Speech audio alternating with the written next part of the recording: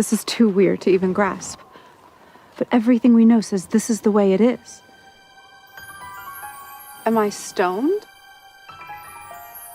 Okay, so if every moment is co-creating every other moment, both forward and backward in time,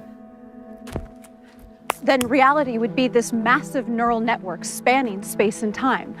This type of network would have one even way stranger quality than anything we've talked about so far. It would be its own creator. But the fact that all time exists all the time does not mean that the future is written in stone, and we're some kind of programmed animation or something. That's what they used to believe, though. Years ago, it was popular to believe in the somewhat bummer idea of reality being a deterministic program playing itself out.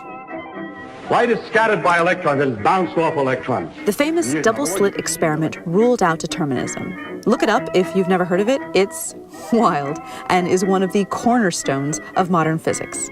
But for now, take my word for it. It ruled out determinism and ushered in a new era of non-determinism, or basically, free will. So, how does free will work?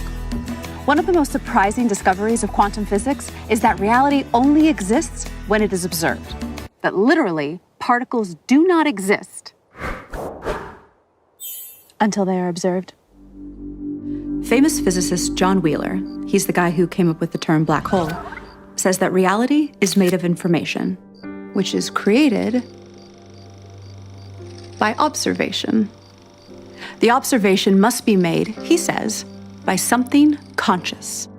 And Nobel Prize winner Frank Wilczek said that quantum theory is contentious and obscure, and that it will remain that way until someone constructs, within the formalism of quantum mechanics, an observer.